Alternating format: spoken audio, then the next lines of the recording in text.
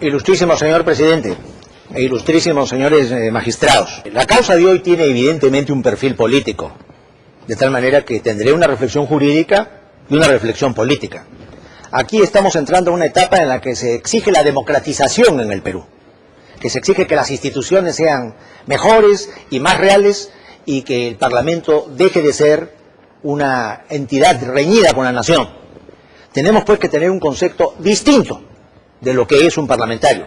Un parlamentario no es como en el caso cervantino, el licenciado vidriera Tomás Rodaja, que decía no me toquéis porque soy de vidrio. No, el político tiene un umbral en que está expuesto a la crítica. Yo tengo 50 o 60 años en la vida política del Perú. ¿Cuántas veces me han injuriado, me han calumniado? Me he visto obligado a exiliarme en España en vía de extradición. Jamás he armado una querella por daños y perjuicios contra nadie, porque simplemente sé que esto forma parte de esa situación de ser un funcionario público, más aún un funcionario político, que es distinto al burócrata. Ya estudiaremos en el curso de mi exposición cómo existe no solo el tema del Pacto de San José, el Pacto Internacional de Derechos Civiles y Políticos, que consagran la libertad de prensa sin restricciones, la libertad de información, nuestra Constitución, sino que al mismo tiempo veremos cómo hay sentencias de la Corte Interamericana de Derechos Humanos que sostienen precisamente todo lo contrario que mi directo colega ha sostenido, sobre cómo está expuesto el político a las críticas e incluso a las críticas injustas. Y veremos el caso de Ariel Sharon versus Time, en el que Sharon se siente ofendido y agraviado por un artículo que aparece en la portada de Time y se llama El veredicto de la masacre, y sin embargo la Corte Suprema de Estados Unidos no condena. Veremos en un caso interesantísimo, el caso del rey de España, que un periodista lo llama fascista. Él restauró la monarquía en España, no fue un demócrata, fue Franco, y el rey presidió un mitin en la Plaza de Oriente en España en el año 1975, festejando el fusilamiento de 7 patriotas vascos. El Tribunal Constitucional Español dijo una cosa muy interesante: primero la libertad de palabra, después las cuestiones de honor. La libertad de palabra es un derecho preferente. Pero volviendo al tema, después de hacer este breve y sucinto resumen de lo que es materia en el alegato, lo que ha sostenido el señor doctor no se ajusta a la realidad. Porque ¿qué cosa dice el artículo 77 del Código de Procedimientos Penales? Que cuando un magistrado recibe una denuncia, le examina para ver si es competente, para ver si ha prescrito o no, y si en su concepto se han cometido o no delitos. Eso es lo que hizo el juez. El juez examinó y cumplió con el artículo 77. El Código de Procedimientos Penales no dice que cuando se trata de un delito de prensa tiene que abrir instrucción. Eso decía la legislación velasquista, la de 1974. Debe, y al amparo de eso Alfonso Montesinos y Montesinos, que se creyó con medio mundo, porque era también otro intocable. Por supuesto que perdió todos los procesos, incluso dentro del propio proceso del gobierno revolucionario de la Fuerza Armada. Y recientemente también nos hemos encontrado que el TC ha señalado que ese artículo 11 de la ley antiterrorista que decía que el juez debía abrir instrucción no era constitucional, que el juez debía actuar con su criterio. De tal manera que recriminar al juez, fulminar al juez porque decidió no abrir instrucción, es una posición que está reñida con la Constitución. ¿Por qué? Porque la Constitución dice algo muy importante, de la que yo me jacto de ser su redactor. Dice: nadie será procesado ni condenado por hechos que al tiempo de su comisión no estén claramente tipificados en la ley como delito. La Constitución del 33 decía: nadie será condenado. Yo fui más allá, dije: nadie será procesado. En consecuencia, el juez cumple con un mandato constitucional en virtud del acuerdo que se tomó en la Asamblea Constituyente del 69 y que repitió la Constitución apócrifa de 1993. Así que el juez ha cumplido. El juez no está obligado a abrir instrucción. El juez sería un prevaricador si abriera pruebas sin competencia, sin indicios, sin tipicidad penal. Entonces, aquí, en el resumen de los hechos que ha hecho el señor letrado contrario, haciendo yo también un resumen sucinto, veremos que el primero de los cargos que formula el señor Mufarech se refiere a frases que emplea mi patrocinada, doña Cecilia Valenzuela, el 30 de marzo del 2003, en el programa Entre Líneas, en el que Mufarech quiso delegitimar y anular todos y cada uno de los procesos de anticorrupción. No entro al fondo del tema, ese asunto ha prescrito, porque si estos sucesos acontecieron el 3 de marzo del 2003, a marzo del 2006 ya prescribió, así que de este tema ya lo eliminamos, como lo habría eliminado el juez, porque no ha habido investigación judicial. Después, en otras partes, dice, el reportero del citado canal dijo, muy bien, pero el reportero del canal dijo, puede decir lo que quiere, él no está querellado, no lo dijo Cecilia Valenzuela.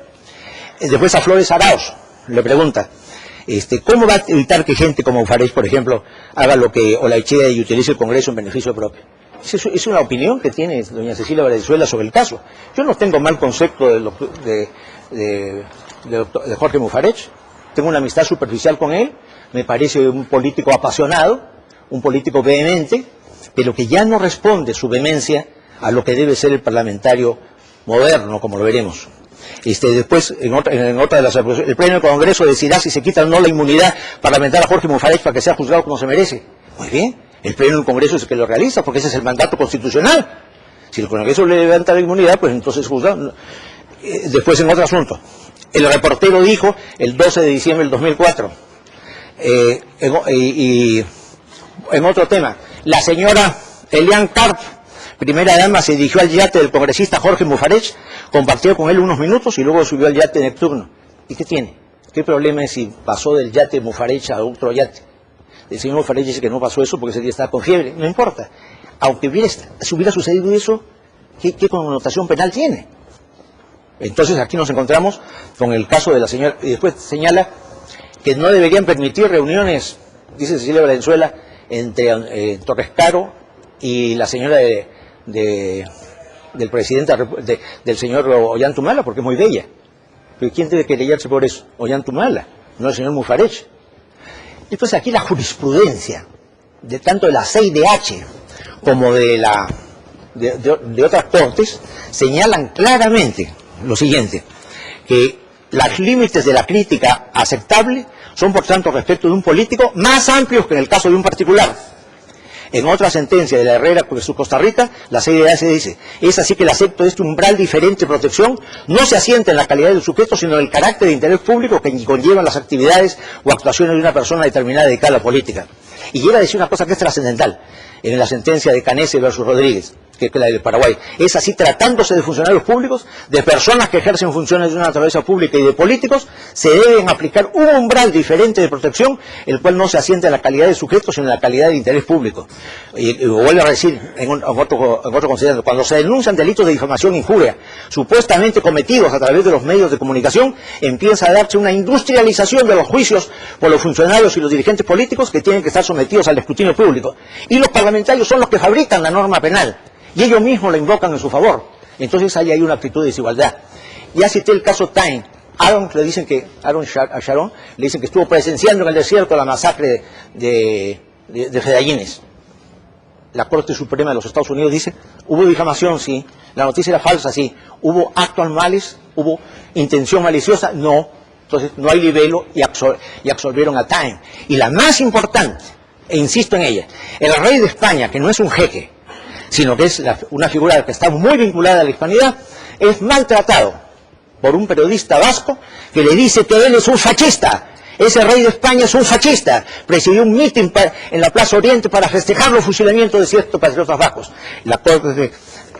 Con eso termino, señor presidente, porque yo creo, además todo corre en mi alegato.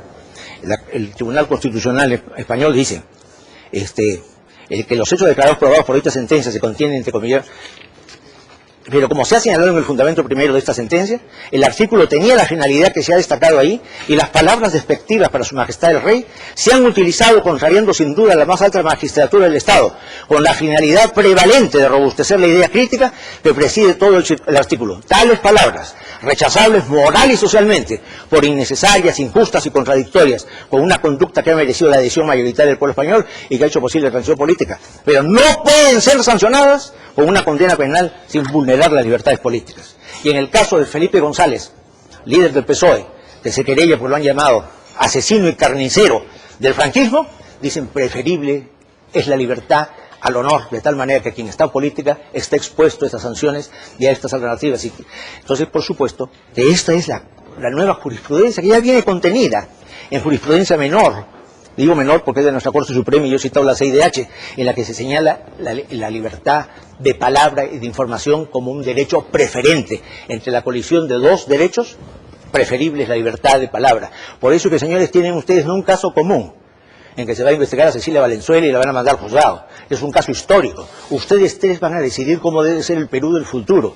Qué cosa es lo lícito y lo ilícito en materia penal. Yo, en este tema, yo estoy absolutamente convencido que estos delitos de difamación deben ser despenalizados e ir a una vía civil sumarísima. El que se queje porque se siente ofendido, porque se siente golpeado, pues que vaya ahí a reclamar civilmente y no perturbar la majestad de la justicia con acciones particulares que no tienen trascendencia política. Por esta razón, pido, señor presidente y señores magistrados, que se confirme el auto del juez Acuo.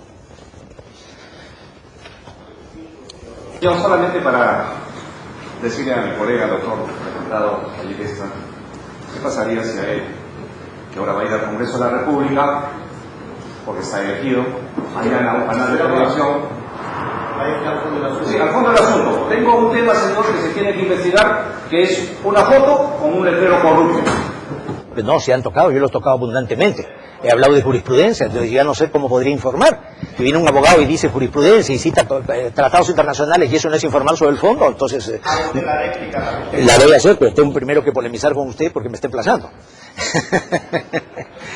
El señor letrado, que por el cual guardo la más alta estimación y que es defensor de causas polémicas, tiene que saber que hoy día el concepto de parlamentario es distinto. Tanto es así que se ha restringido la inmunidad parlamentaria.